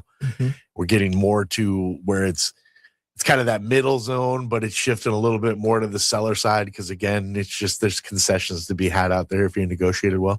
So as we're sliding into more of a normal market, inventory based, wouldn't you expect more normal foreclosure? Like, shouldn't that just inherently be part of the normal market? That's part of the normal market. This certain percentage of homes that are foreclosed on, as you noted, life happens. There's an expectation that a certain amount of homes will go into distress. And we're just into the normal number. Why are we sounding alarms when we're kind of hitting the norms? That's the thing that bothers me about the last couple of years. It sounds like my audio is different now. Does it sound different to you? Maybe it's my headphone. Yeah. That's the thing that's bothered me the last couple of years. Since When we got up to 9% inflation rate, 9.1% inflation, in 2020, which was nuts. I mean, we haven't seen that in a very long time. And it was because of the supply chain, because the tankers couldn't go every place they needed to go and get all the food, all the supplies everywhere. And the supply chain was all screwed up. It took a long time. It took us like 18 months to get from 9.1 down to under 3, right? And under 3 was, to me, was a little sketchy. I felt like we were right at 3, but they were trying to make it sound like it was under 3 for inflation. And inflation, what they try to do is the goal is this magical 2% number is supposedly the soft number that you want to be. You want to have some inflation, but not too much. And 2% is what they voted on. So we got down to 3. And a lot of people were complaining back then, this economy sucks. The economy sucks. Everything costs too much. And I kept saying, I don't get it. We have one of the strongest employment numbers ever. So everybody's working. Our wage growth, not at the beginning, but towards the end of that inflation drop, we started seeing wages go up pretty good comparatively. Min wages were getting raised, so that helps. I don't think for most people they probably saw it, but minimum wage was coming up, so inherently wages are coming up. And while all those regular indicators, the CPI was showing that inflation was going down, but not completely wiped out and stuff, during all that time, people were complaining, we need better. We need better. We need better, because behind the scenes, we had highest credit card debt in a very long time. Record. People having a hard time making their car payments. Car payments are out of control anyway. I think the average car payment, what do we say, $978 or something like that? And the repo man was the most active in, what did they say, 14 years? Yes. Was that the number? Yeah, something like that. So there's so many stress indicators. But there were so many things that showed the economy is strong. The consumerism didn't really stop. Nobody really slowed down. We flex pretty good. So everybody complains, but they're still spending, right? So I was like, why is everybody saying this so bad? Then we got into this year, right? And at the beginning of this year, and this is what people forget, the beginning of this year, our inflation rate was roughly between 2.7 and 3% was the inflation rate when we started the beginning of this year. Right. Our unemployment was 4%, 4.0. Right. What's another thing? So inflation, employment. What are a couple other indicators? Well, basically, those are the two main things we got to worry about: inflation and employment, because that's what the Fed worries about, right? To try to keep things going. Now, where are we at the end of the year? Right. We're at 4.6% versus 4.0% for unemployment. I got to tell you, that is not a bad number in the long run. It is not a bad number, right? 4.6 or 4.0. I remember when Bill Clinton got under 4%, and everybody was complaining that there wasn't enough fluidity in the job market because everybody was so tight because of the tight job inventory. That's kind of where we're at now. It's kind of where we are right now. Yeah. So this higher unemployment rate actually helped. Like in Clinton's time, when the unemployment rate got higher, it actually helped the economy, believe it or not, because people started moving around on jobs. It's like, I'm leaving this job to go to the new job. So where unemployment isn't like out of control, our inflation is really not that bad historically. We're under 3%. And now we just got this GDP report that is the strongest GDP report. You know what, Johnny? It might be the strongest GDP report we've ever seen since we've been on the show in 13 years. I don't think we ever had a 4 in the GDP report in a long time. And I might be wrong on that. I haven't looked up GDP. I'll look up for next week. So everything seems to be kind of flat, but like stable, but nobody's happy. Everybody's on edge. Right, about the economy. It's like, when's the shoe going to drop? I'll tell you why. It's because they spend too much damn time on their phones and they're not living their life. Yeah, it's like if you ignore and just go live your life, everything will be much better. I kind of agree. If you take out the flotsam jetsam, get rid of the nonsense that fills your life with. If you dump all that, it's much better. Yeah. And you try to make lemons out of lemonades. Like, I got to be honest with you. Last year. This year was an okay year for me. I mean, comparative to other agents, I found out Keller Williams sent me something in the mail a couple days ago. I'm in the top 100 agents in the whole region for Keller Williams right now, and I was invited to this special group. because they need to keep all the people that are in production. But I'm in the top 100 in the region right now. Well, I say it every Saturday. Top producing Keller Williams team. But my numbers historically for me are not that great. Now, last year was horrible. So I made lemonades out of lemons instead of buying the house this year that I thought I was going to buy because I didn't make the income I wanted to make this year. My income was low enough where I got a tax credit to buy an EV.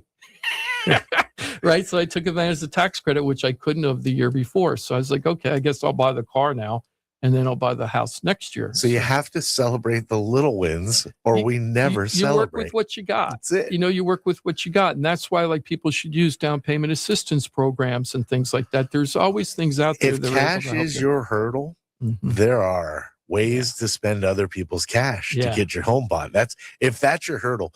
And again, we really do talk about this a lot. If you're filling in the blanks in your situation, let's say you rent for $2,800 to $3,000 a month, you can afford more house than you think. And if you're filling in the blanks with your own imagination and your own numbers, you're really doing yourself a disservice.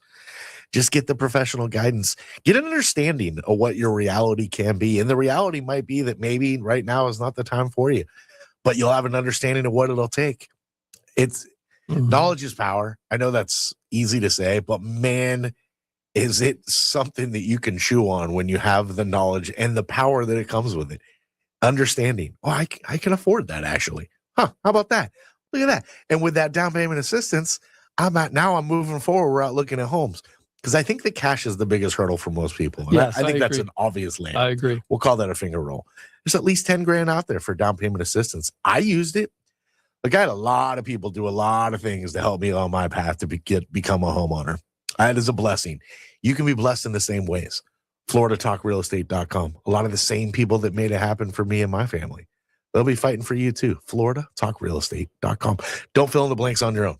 Get a real understanding of what your reality is. Thank you, Johnny. I appreciate that.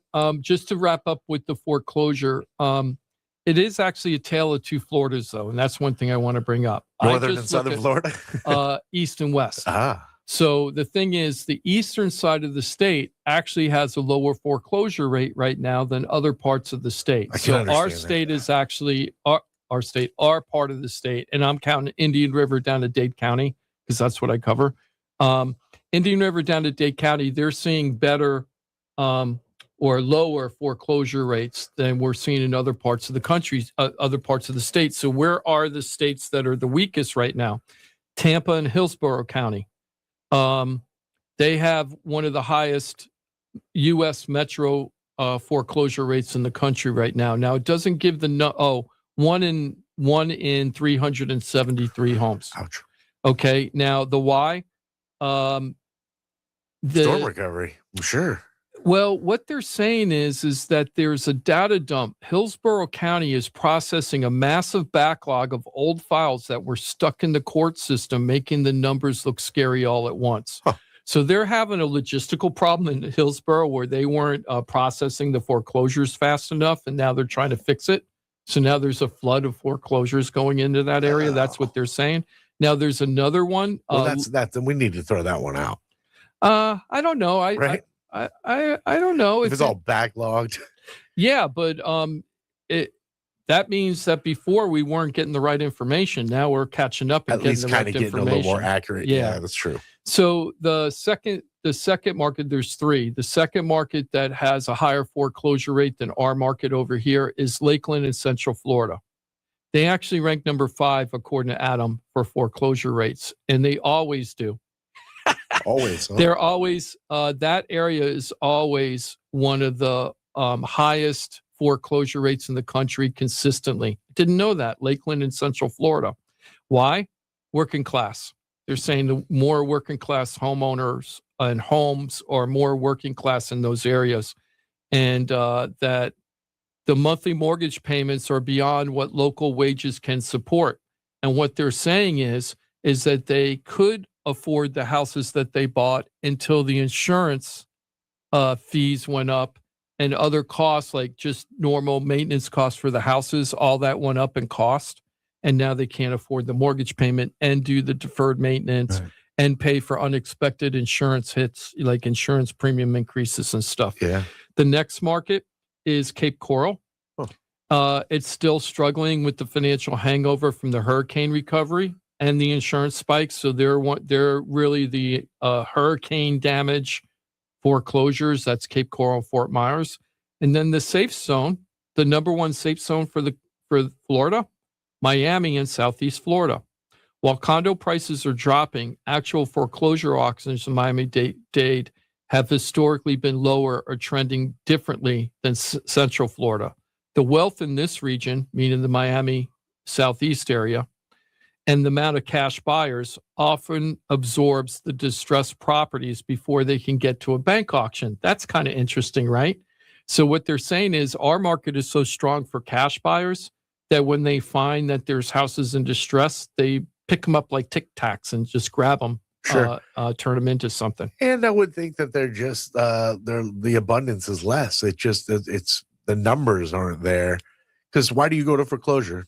Financial distress, right? There's something happened in your life to where you can't afford what your monthly obligation is, and after so many months, you go into foreclosure. You said it's 3 months in Florida, right? So you go through a storm or some situation where you're coming out of pocket for a lot of things. At some point, the coffers are empty and you can't afford to carry your nut anymore. You have to have the financial distress. And you're talking about Miami-Dade. It's probably just not as prevalent. And like you noted, though, when it is, it's desirable enough to where it's not going to sit around. Somebody wants people are somebody looking wants for it. it. Yeah, people are looking for it. And the other thing is on the West Coast, the problem they had was that insurance churning. Right. So they got hit by these hurricanes, and then they had a big fight between the two insurance companies. The flood insurance would say it was a hurricane damage, and then the hurricane insurance company would say it's a flood problem. And they're sitting in the middle. And then they still got to make their payments every month, and they can't live in their home, and their home's destroyed. Yep. Right? So that's why that particular market is. So every market, what I found interesting about doing this research, every part of the state has a little different reason about their foreclosure rates. It isn't uniform across Florida. Right. It's like it's not market based. It's not the sign of the times that's driving people into foreclosure. It's like you say, it's little pockets. This is why here, this is why here, this is at least predominantly, right? It's never going to be 100%. Yep. It's so true. So now the last thing I want to talk about the foreclosure stuff is if you are in foreclosure or if you're in trouble on your mortgage payment and you're not in foreclosure yet, but you're about to be and you don't know what to do. Yeah, don't bury your head in the sand. That's the worst thing to do in the whole world. Don't. Our first advice to you, and most people aren't going to tell you this, is the first phone call you should probably make is to the bank, just to let them know that you know you're in trouble and that you want to see if there's any relief for you, because they do still have forbearance programs and other kind of programs that might be able to help your situation. Find out what they're willing to offer you. And then your second phone call is going to be to us, right? The Florida Talk Real Estate Show. Why? Why would you give us a call? Well, we have a deep history and a great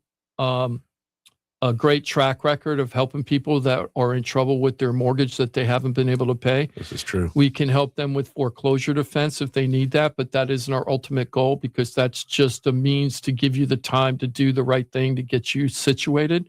So don't come to us if you want to just do foreclosure defense and live there for free as long as you can. That's not going to work with us, because that's not an end fix for you. It's just kicking the can down the road. That's it. But what we will do for you is get you a plan so that you don't have to kick the can down the road, and we figure out the best plan for you. Sometimes that's a loan modification. A loan modification is where you negotiate with the bank to change the terms of the mortgage you have so that you can afford the mortgage and try to get back on your feet so that you can save the house. That's a way to save the house. The other way to do it is to sell the house. And a lot of people in today, they might have missed 3, 4, 5, 6 mortgage payments, maybe more, and they still got a ton of equity in their house. So all they have to do is to sell the house, grab the equity that they have left over. Most people, that equity is more than enough in order to get you into a really nice rental property, right? I know people are thinking, oh my God, this guy's telling me I'm losing my house and going in a rental.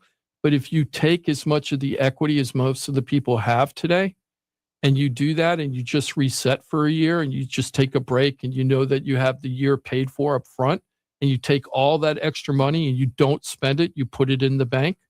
And then a year later, you go ready to buy a new home, right? You have all the money for the down payment, probably more than enough. Oh, yeah. And then you just do a reset and it sucks. I went through it once myself. Okay, I did it back in 2009. I had to go through that. It was really bad, but I'm so glad I did it. And it made a big impact on my life to do a reset, and it really helped me out. Another thing we can do is you can also file bankruptcy. It isn't our favorite thing because it puts a ding on your record that you're actually causing yourself by doing the bankruptcy. Yeah, these are like worst case scenario type situations because there are options way before we end up here. Yeah, before you Yes. go there, but that's another option, right? To help. And how do we do all this? I'm Short just a realtor. sale even before that. I mean, that's way and before that. It's very unusual, but in Loan today's bond, short market, sale. I mean, short those sales- are some of the first bites we take. Yeah, Yeah. right. And you're not going to do it only through me, right? I'm just the realtor. Yeah, right? no. You're We go gonna to the go to- pros. Yeah. Law office of Paula Krasker has been doing our stuff for years and years and years. They have a company called Short Sale Innovations. They have a whole staff that just negotiate with the bank. They know all these banks too. It's like, oh, that bank, I know how that works with them, and all that stuff. Well, Then let me we have- highlight too. You mentioned earlier, if you're just looking for foreclosure defense where you live there for free, and the reality is you're not living there for free. You're sucking up all the equity. If you're in an equity position, it's all getting sapped out while you're quote unquote living there for free.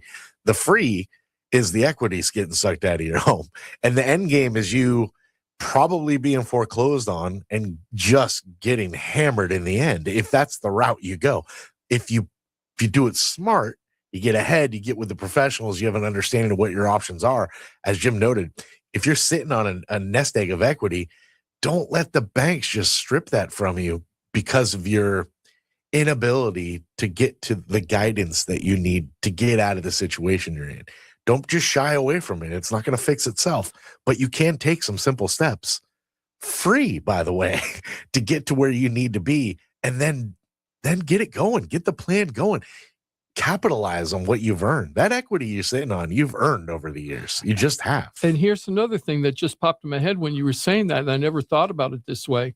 When you're not making your mortgage payment and you're in foreclosure and they're tacking on garbage fees like penalty fees, penalty interest, late fees, attorney costs, if that happens, you get there, processing fees, you're paying more than the mortgage payment that you're paying, that you're supposed to be paying every day. You're actually paying more. All in the name of just, I don't want to deal with this, or I'm scared. Like I whatever the reason is don't let nothing happen. Yeah. And I hope that this is falling on deaf ears. I really hope that nobody listening right now is going through it. But even if you know somebody who is, put them on the FloridaTalkRealEstate.com team.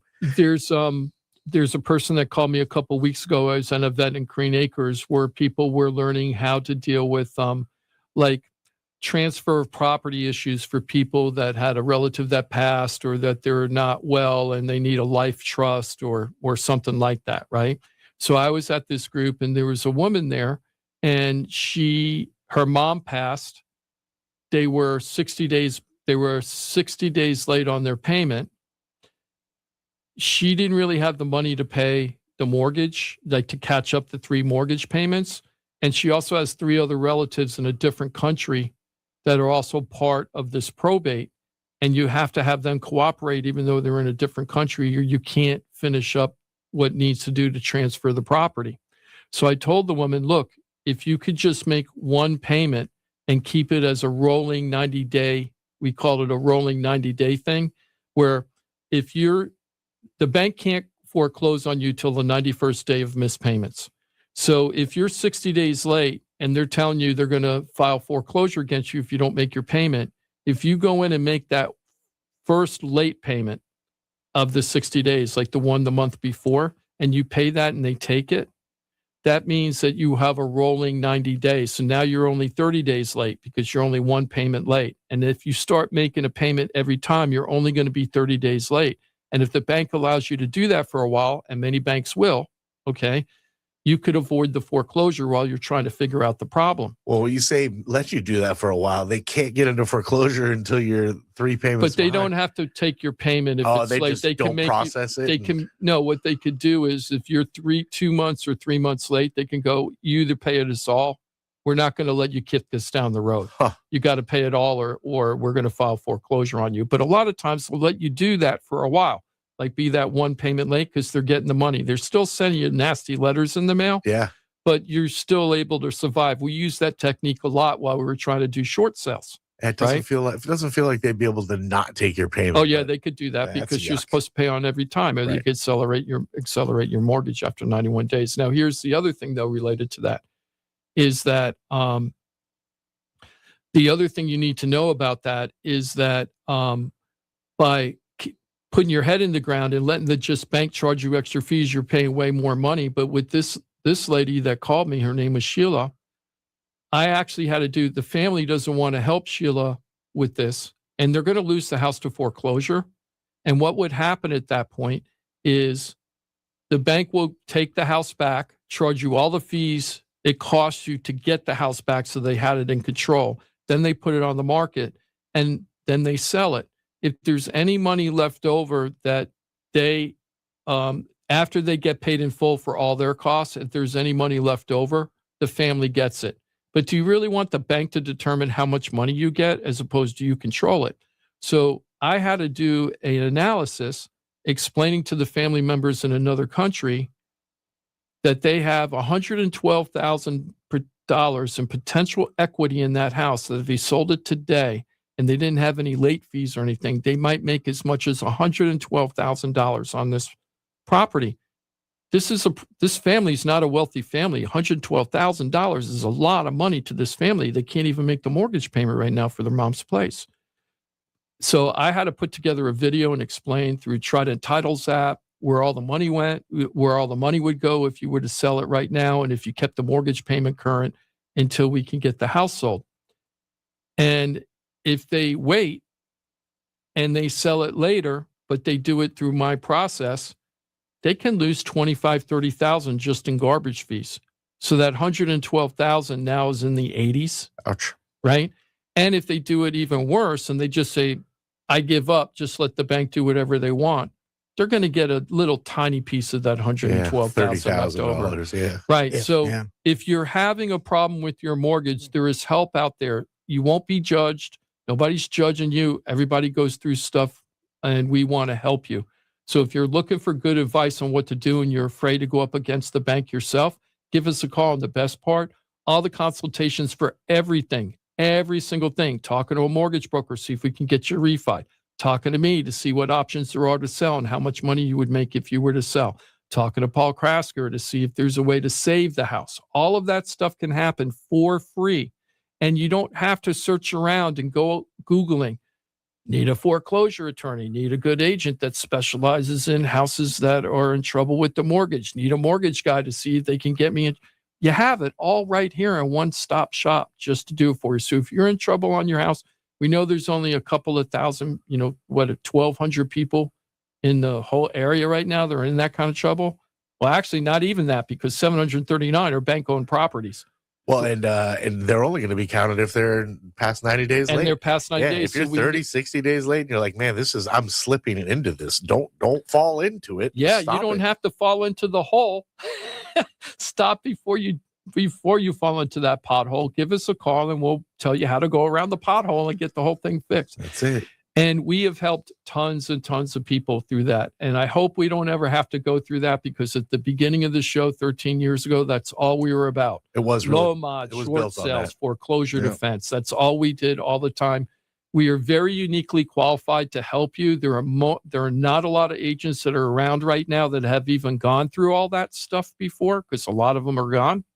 So we're here to help you. So if you're in trouble with the house, give us a call. Yeah. And again, you might know somebody that, hey, I know people that, and I'm sure they're great, and they might be pretty good at what they do. But when it comes to stuff like this, do you want them learning their way through this process, or do you want somebody that knows exactly what they're dealing with at every turn?